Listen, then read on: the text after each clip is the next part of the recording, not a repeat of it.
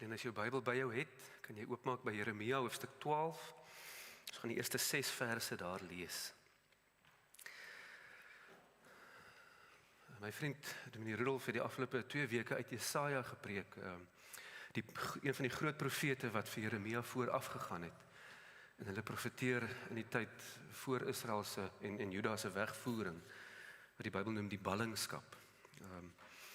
So dis 'n onstuimige tyd vir Israel en Juda. En die profete het dit nie maklik nie. Jeremia kom in hierdie gedeelte namens homself. So hy profeteer nie in hierdie gedeelte wat ons vanoggend gaan lees nie. Dis 'n worsteling wat hy met die Here het. Hy bring in sy eie woorde 'n regsaak voor die Here. En hy bring 'n versoek na God, waarop die Here dan antwoord met 'n wekroep, 'n wake-up call. So as ons vanoggend die teks gaan uitpak, wil ek dit 4voudig doen. Begin by Jeremia se ervaring, waar bevind hy hom? En dan gaan dit ons perspektief gee op ons eie ervaring. Met die uiteindelike doel om dan God se plan, sy droom vir ons, wat is sy hart oor ons, agter te kom. En ek som dit vir myself so op, soos wat ek vroeër met die kinders ook gesels het. Die Here sien jou net soos jy is. En hy droom groot oor waartoe jy in staat is. Ek het genoem net van die 2 profete, so miskien net 'n bietjie historiese konteks. Jesaja tree op in die 8de eeu voor Christus, in die tyd toe die 10 stamme weggevoer is deur Assirië. En so 'n paar jaar later kom Jeremia en hy volg op met die tyd waarin die laaste 2 stamme van Israel, die stamme van Juda en Benjamin, deur die Babyloniërs weggevoer is, so in die 6de eeu voor Christus. So die onstuimigheid is dat die Israeliete en die Judeërs nie kan glo wat met hulle gebeur nie. Hulle skryf dit amper af as nee man, God gaan niks doen nie. Ons is mos die Here se uitverkore volk. En dan die tragiese dat Jerusalem wel tot 'n val kom, teen alle verwagtinge vir die Israeliete in. So kom ons hoor Jeremia se woorde in hierdie tyd. Sy gebed tot God. U het die reg aan u kant, Here, as ek met u regstryd sou voer. Tog wil ek oor regsaake met u praat. Waarom is die pad van goddeloses voorspoedig? Waarom leef almal wat verraderlik optree rustig? U het hulle geplant. Ook het hulle wortel geskiet. Hulle het uitgespruit en selfs vrugte gedra. U is naby hulle monde, maar ver van hulle binneste af. Maar u, Here, u ken my. U sien my en u toets of my hart by u is. Vat hulle weg, soos kleinvee wat vir slag bestem is. Sonder hulle af vir die dag van slagting. Hoe lank sal die land bly verdor? Die plante van die veld verdroog. Vanweë die boosheid van hulle wat daarin woon, kwyn die diere en voëls weg. Hulle sê immers, hierdie mense wat my so vervolg, hy sal ons einde nie sien nie.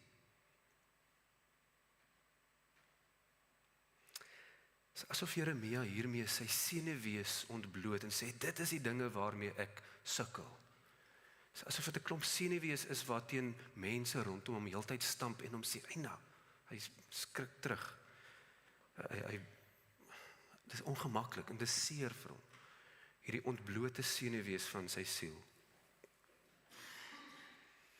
En dan mik die Here van vers 5 af op sy slagaar en sê, jy het hierdie senuwees, dit is gevoelig, dit is pynlik. Maar ek mik vir jou slagaar, wat klop hier in jou binneste? Wat is jou ware bron van lewe? Jeremia, as jy saam met mense te voet hardloop en hulle maak jou moeg, hoe sal jy dan met perde meeding? In 'n veilige gebied is jy vol selfvertroue. Maar hoe sal jy vaar in die trots van die Jordaan? Daar in die bosse wat rondom die Jordaan groei en wanneer hy sy walle oorstroom. Hoe sal jy daar vaar? Want ook jou stamgenote, jou eie familie, ook hulle het verraderlik teen jou opgetree. Ook hulle roep hardop agter jou aan. Moet hulle nie glo wanneer hulle vriendelik met jou praat nie. Op daardie somber noot moet ons miskien net 'n onderskeid tref. Dit is Jeremia se verhaal. Hy leef in 'n baie spesifieke tyd van Israel se geskiedenis. So Jeremia se verhaal is nie woordeliks my en jou verhaal nie. Maar dit verwoord iets van God se werking met sy mens, vind hy homself. Hy is vervolg deur sy familie, omdat hy nou hierdie profetiese boodskappe bring, kom hulle met teenkanting teen hom. Hoekom praat jy hierdie goed? Ons is dan nie geseëndes, ons is die uitverkore van God. Sy volksgenote en die leiers van die land kry hom uit as 'n verraaier. Jy praat dan nou teen ons land. En vir sy profetiese uitsprake is hy toe in 'n put gegooi by een geleentheid. En by 'n ander geleentheid is hy vasgeketting as gevangene. Vir hierdie boodskap wat hy so verkondig. Hy bring God se aanklag teen sonde onder die aandag van die Israeliete en die Judeërs. En hy kondig verwoesting aan. Jerusalem gaan val. En hulle antwoord is, nee wat, hy sal nie ons einde sien nie, die Here sal mos nie dit doen nie. En dan plek in die boek Jeremia profeteer hy ook hoop en herstel. So vir hom gaan sy bediening daaroor 3 goed. Daar skort iets met Israel se aanbidding, maar dit het verval tot blote godsdienstige ritueel. Terwyl God eintlik opregte aanbidding vra. En anders as die gemeenskaplike en kollektiewe verlossing waarin Israel daai tyd geleef het, kom Jeremia eintlik in 'n voorskou op die Nuwe Testament, die nuwe verbond wat praat van persoonlike en individuele verlossing. En in sy bediening van so te sê 40 jaar, wat hy heeltyd stroom op is, spreek hy hom uit, eintlik spreek hy namens God uit, teenoor die politieke leiers van sy tyd. So dis 'n somber, droewige, hartseer tyd waarin Jeremia hom bevind. Hoe anders kan hy dan nou hom uitspreek? Veral onder leiding van die Gees, wat die landsgenote wil wakker maak vir dit wat aan die gang is. Maar ons lewe 2.500 jaar later. Spreekwoordelik, daar's baie water onder die brug in die tussentyd. Die hele Nuwe Testament geskiedenis het al afgespeel en is besig om nog bewaarheid te word. In ons leeftyd ook. En daarom moet ons 'n parallel trek tussen dit wat Jeremia beleef het en 'n soortgelyke karakter in die Nuwe Testament. En die apostel Paulus bring vir ons so 'n perspektief. Ja, dis 'n droewige tyd gewees vir Israel in Jeremia se tyd. Maar ons lewe in die nuwe verbond, die tyd van die Nuwe Testament werklikheid. En daarom die perspektief wat Paulus bring wanneer hy aan die Filippense skryf, is dat hier's iets groter en veel meer aan die gang as net die wat Jeremia sien. Hy wil sy teenstanders uit die weg ruim. En die Here kom sê vir hom, hoe klop jou slagaar? Hoe klop jou werklike hart? Nie dit wat jy nou in die oomblik voel en dan neerslagtig raak en motivering verloor en selfvertroue verloor nie. Maar kom kyk dieper. En kom ons kyk dan 'n bietjie verder as Jeremia se perspektief. En ons hoor die bekende woorde wat Paulus geskryf het. Ten opsigte van sy eie lewe en ervaring. Filippense 4 vers 12. Ek weet wat dit is om te min te hê. En ek weet wat dit is om oorvloed te hê. Ek is in elke opsig in al hierdie dinge ingewy. Op 'n ander plek noem Paulus op al die sweepslae en skeepswrakke en moeilikheid en uitdagings wat hy beleef het. So hy ken beide kante van die Here se seën en die uitdagings en die moeilikheid wat met hom gebeur het. Hy weet wat dit is, sê hy in vers 12, om versadig te wees sowel as om honger te ly.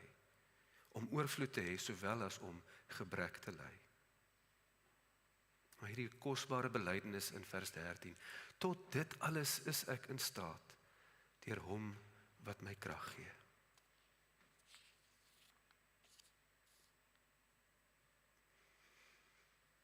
So hier's 'n interessante en eintlik boeiende parallel tussen Jeremia en Paulus. Albei van hulle tree op in die tyd voordat Jerusalem verwoes is. Die vernietiging van Jerusalem onder die Babiloniërs in die tyd van Jeremia is wanneer hy optree. En dan in die tyd kort na Paulus se bediening in sy lewe, kort na sy dood in 70 na Christus, kom die Romeine en hulle vernietig weer die tempel wat in die Ou Testament onder leiding van Esra en Nehemia weer opgebou is. Kom die Romeine en hulle vernietig weer en hulle probeer so die Christendom uit kanselleer. En is in hierdie omstandighede wat Paulus kom sê, ons het 'n ander bron van krag. Ons het 'n ander perspektief, ons kyk verder as net om te bid vir die vernietiging van ons teenstanders. So met hierdie gebalanseerde parallel perspektief, kom ons gaan kyk dan, wat is Jeremia se ervaring wat hom so droewig het, wat hom die hartseer profeet maak? Watter senuwees noem hy op? Dit is so seer as dit gebeur, dit is so seer as dat gebeur. En die eerste vraag wat hy het is, hoekom gaan dit so goed met slegte mense? Hoekom leef oneerlike mense asof niks hulle pla nie? En Jeremia voel die vrymoedigheid om dit met die Here te deel. Hy hou nie terug nie, hy bring eerlik sy kwellinge na God. Iets daarin sê vir my, as ons met respek en ontzag na die Here toe kom en opregtheid, dan kan ons eerlik wees met hom oor dit wat ons nou beleef, ons ervarings, ons hartseer, ons bekommernisse.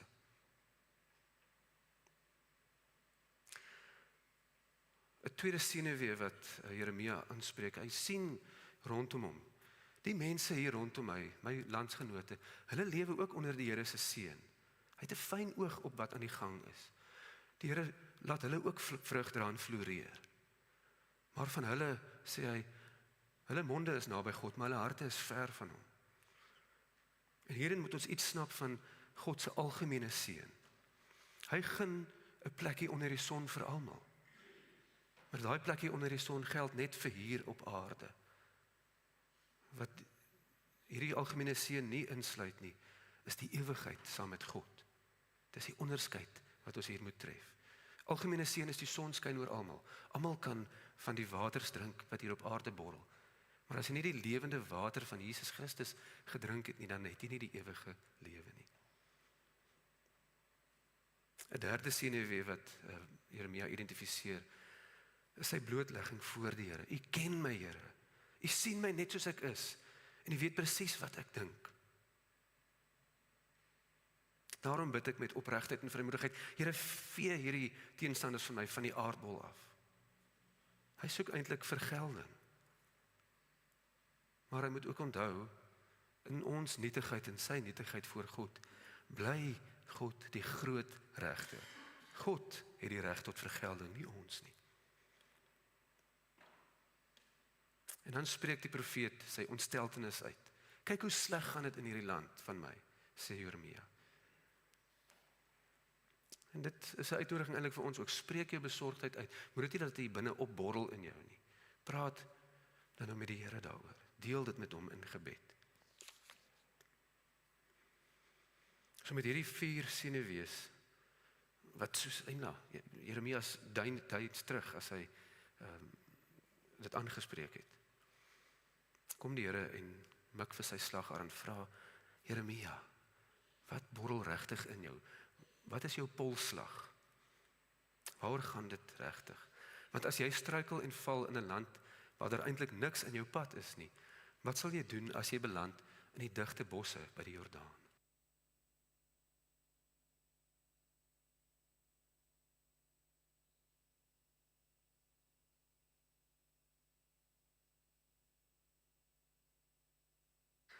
Dis vir Jeremia 'n wake-up call. Jy raak uitgeput en verswelg, so jy kan nie op jou eie kragte staat maak nie. So laat staan daarom jou beheptheid met jou teenstanders, hulle wat jou vervolg. Dit is selfs jou familie, sê hy vir Jeremia. Bepaal jou by jou roeping. En dan in vers 6, maak seker wie jy vertrou. Gaan kyk baie mooi na die mense wat jou omring.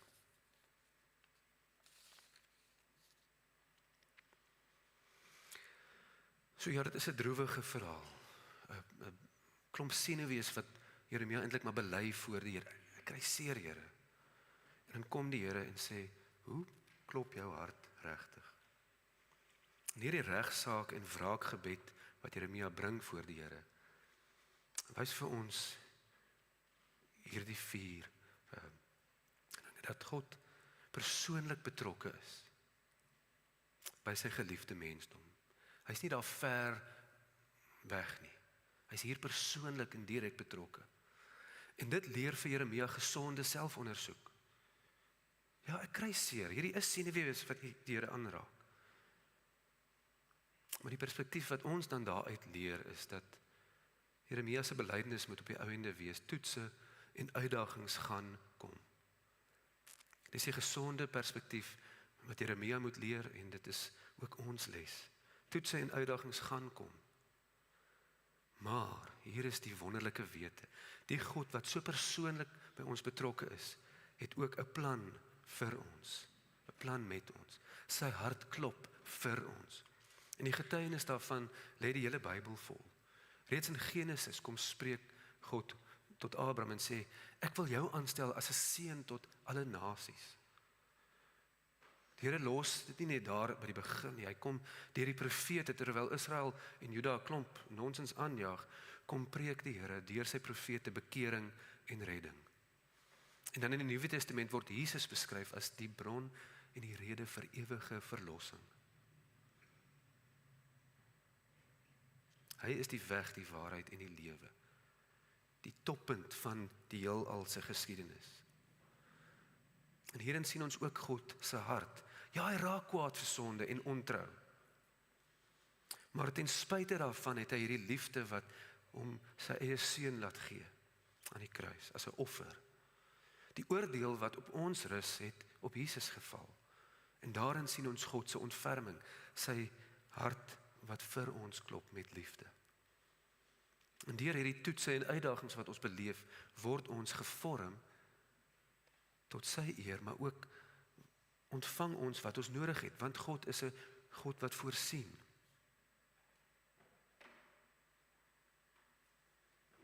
So hierdie is 'n God wat persoonlik by ons betrokke is en persoonlik en direk vir ons voel. Hy's nie 'n God wat daar ver weg is nie. Hy's 'n God wat 'n plan het vir ons en 'n hart wat klop vir ons. En daarom droom hy groot oor ons. So hier is die groot prentjie.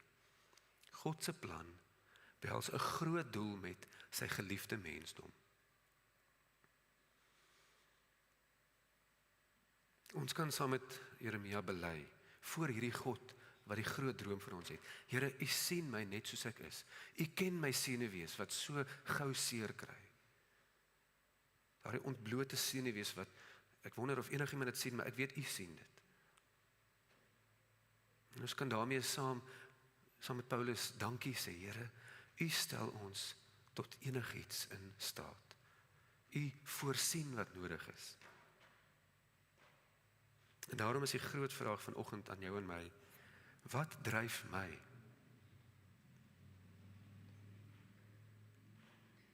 Ek wil afsluit met hierdie belydenis. God se droom vir my, God se droom vir jou, motiveer jou. Te midde van 'n lewe wat dikwels veel eisend raak. Dit voel soos 'n perderesies en jy het maar net mensbene. Ons voel ons kan soms nie byhou nie. Die pas van die lewe is te vinnig. Of die uitdagings raak so groot dat dit voel soos 'n rivier in vloed. So te midde van 'n perderesies en by die rivier in vloed kom die Here en hy moedig ons aan. Ons is gemaak om te leef vir soveel meer as wat die wêreld van ons vra of selfs wat die wêreld aan ons bied.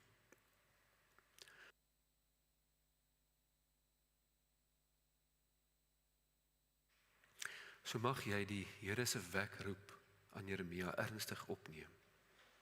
En mag jy jou tekortkominge besef wanneer die uitdagings van die lewe jou tref. En mag jy dan saam met Paulus bely, Christus se krag in jou stel jou in staat om God se droom vir jou te verwesenlik.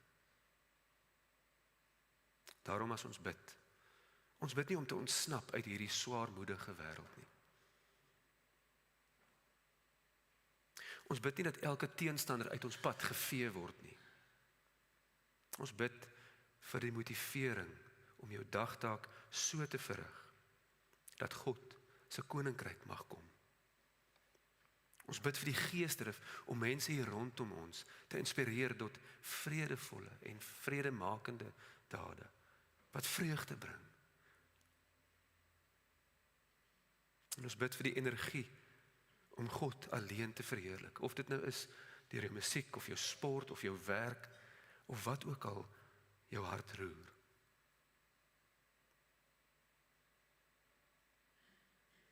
Mag ons deur die krag wat Christus ons gee, God se droom vir ons verwesenlik. Amen.